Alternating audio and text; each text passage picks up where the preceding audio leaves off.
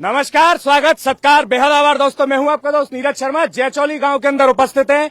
जो आसपास भीड़ देख रहे हैं, महापड़ाव है जाट समाज का और कई विभिन्न मांगों को लेकर आरक्षण संबंधी जाट समाज जयचौली गांव के अंदर महापड़ाव डाल के बैठा है। उस ओर दिखा दीजिए, सभी के इष्ट आराध्य भरतपुर के महाराजा सूरजमल की मूर्ति पर फूलमालाएं चढ़ाकर जाट समाज बैठ गया। संयोजक नेम सिंह फौजदार हमारे साथ हैं, इनसे जानेंगे कहां तक आंदोलन चल रहा है, किन मांगों को लेकर चल रहा है और आगे की क्या रणनीति रहेगी। नेताजी, क्या मुख्य मांगे हैं? सबसे पहले शॉर्ट में मांगे चिन्हित कर दें अपनी। हमारा 3 सूत्री मांगों को लेकर यह महापड़ाव चल रहा है। सबसे पहली मांग है भरतपुर धौलपुर के जाटों को केंद्र में आरक्षण दिया जाए। दूसरी मांग है जो हमारे चयनित अभ्यर्थी हैं, 2015 में जब आरक्षण खत्म हुआ था राज्य और केंद्र दोनों का, तब हमारे लगभग 250 बच्चे चयन होने के बाद भी उनको नियुक्ति नहीं दी गई, जिनमें 56 बच्चे ऐसे रह गए हैं अभी जिनको हाईकोर्ट के आदेश के बावजूद भी अभी तक नियुक्ति नहीं दी है। तीसरी मांग है 2017 में आंदोलन के दौरान जो मुकदमे लगाए गए वो मुकदमे वापस लिए जाए। इन 3 सूत्री मांगों को लेके जाट समाज आंदोलनरत है। 7 जनवरी को महापंचायत जनूथर में आयोजित की गई थी, उसमें निर्णय लिया गया 17 तारीख से महापड़ाव। 17 तारीख से यह महापड़ाव चल रहा है। 26 तारीख हो चुकी है, 10वां दिन है। सरकार की तरफ से 21 जनवरी को वार्ता का निमंत्रण मिला था। 2 दौर की वार्ता समिति के सदस्यों से हमारी हुई, जिसमें माननीय कन्हैया लाल जी, माननीय अविनाश गहलोत जी, भाई डॉक्टर शैलेश और भाई जगत सिंह जी उसमें सदस्य थे। उसमें हमारी वार्ता हुई है। माननीय मुख्यमंत्री जी से वार्ता होनी थी, लेकिन फ्रांस के राष्ट्रपति और प्रधानमंत्री जी का दौरा था, हमारी उनसे वार्ता नहीं हो पाई। सरकार का रुख अब तक कैसा रहा है नेताजी आंदोलन के? क्योंकि मांगे आपकी तीनों जायज हैं, ये मानी जानी चाहिए। सरकार का रुख कैसा रहा है? सकारात्मक रहा है, नकारात्मक, किस तरह का वो रहा है? देखो, 2 दौर की वार्ता हुई है, सकारात्मक वार्ता रही, लेकिन वार्ताओं का सकारात्मक नकारात्मक रहना कोई ज्यादा महत्व नहीं रखता।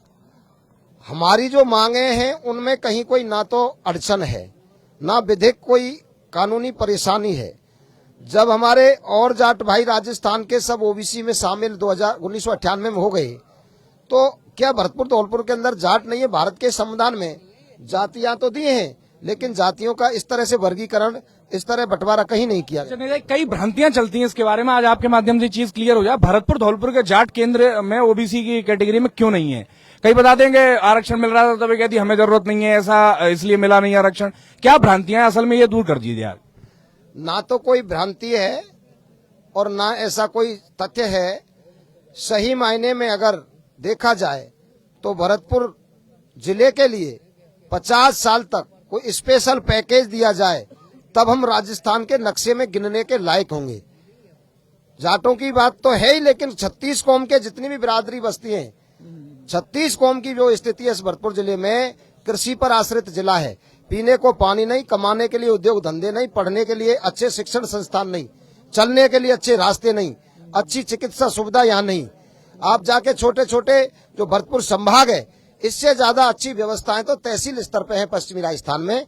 इस तरह का जो हमारे साथ हर चीज में भेदभाव किया जाता है, और जो ये मनगढ़ंत कहानियां हैं, क्यों किसने कह दिया कि हमको आरक्षण नहीं चाहिए, कौन कह रहा है? कोई सबूत है? ये केवल ये कह दिया कि भाई यहाँ के राज परिवार थे। कारण क्या रहा? क्यों नहीं है? फिर सब जिलों में है, भरतपुर धौलपुर की जाटों को क्यों नहीं है?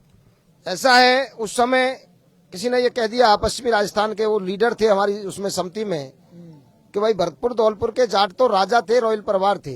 रॉयल परिवार तो 2 परिवार है, महारानी वसुंधरा जी का और महाराजा विश्वेंद्र जी का। बाकी नेम सिंह तो राजा नहीं है, हर कोई तो जाट राजा नहीं है। आरक्षण की जरूरत तो हमको है। राजा किस जाति में नहीं थे? राजा क्या ब्राह्मणों के नहीं थे, कि राजा मीणाओं के नहीं थे, कि गुजरों के नहीं थे? किस जाति के राजा नहीं थे? सबको आरक्षण है, सबके राजा थे। तो हमको क्यों आरक्षण नहीं दिया जाए? जब सब जाटों को है, राज्य में हमको आरक्षण है, ओबीसी कमीशन की रिपोर्ट के बाद आरक्षण है। अच्छा, आप अभी अपने भाषण के दौरान एक लेटर की बात बता रहे थे, केंद्रीय मंत्री साहब लेटर पाए, उसमें क्या आपको बातचीत मिली है? आगे की क्या रणनीति रहेगी, उसके बारे में बताएं।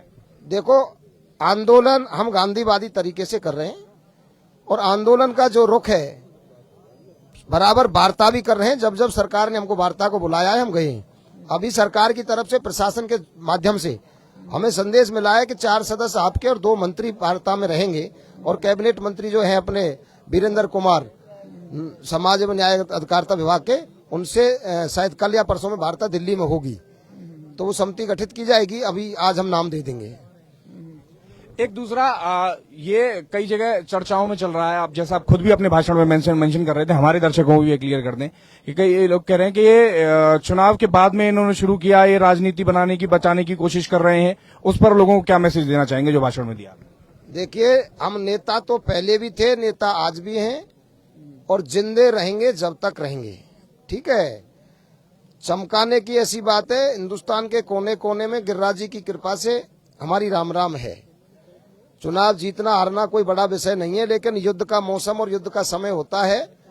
लोकसभा का चुनाव है, मुख्यमंत्री जी हमारे परिवार के सदस्य हैं, ट्रिपल इंजन की सरकार है हमारे लिए, और सही मौके पर सही मांग, इसलिए हमने मुद्दा उठाया है। लोकसभा के चुनाव से पहले अगर मिल गया तो मिल गया, नहीं अब नहीं तो कभी नहीं। अच्छा, आप धौलपुर भरतपुर के जाटों की बात कर रहे हैं, करीब 7-8 लाख की जनसंख्या के बारे में तो डायरेक्टली बात कर रहे हैं। संख्या यहाँ पर संख्या बल क्यों कम दिखाई दे रहा है? ऐसा है, ये आपको पता है कि गांधीवादी तरीके से महापड़ाव चल रहा है, और महापड़ाव पर ये संख्या बहुत बड़ी संख्या है। महापड़ाव की बात है ये, और आज हम अल्टीमेटम दे दें कि कल हम आंदोलन बड़ा करेंगे, कल हम पटरी पर जाएंगे, तो यहाँ लाखों की तादाद में जाट समाज के लोग उमड़ पड़ेंगे। अभी हम शांतिपूर्ण तरीके से, हमें पता है कि हम किस तरह से लोगों को कंट्रोल कर रहे हैं। साथियों, ये थे हमारे साथ जाट आरक्षण आंदोलन के संयोजक नेम सिंह फौजदार। इनका पुराना नारा रहा है, जो नहीं माने झंडा से वो मानेगा डंडा से। यहाँ उसी तरह से बता रहे हैं कि कल को अगर बातचीत नहीं मानी जाती है तो कुछ ही समय के अंदर बड़ी भीड़ भी यहाँ उपस्थित हो सकती है और आंदोलन उग्र भी हो सकता है, जो भी गांधीवादी तरीके से चल रहा है। आपकी क्या राय है इस पूरी बातचीत के बारे में? और तीनों मांग जो पूरी तरह से जाट समाज की जायज है, उनको माना जाना चाहिए। आप वीडियो को शेयर करें, जानकारी को सब तक पहुंचाएं। जय हिंद, जय भारत।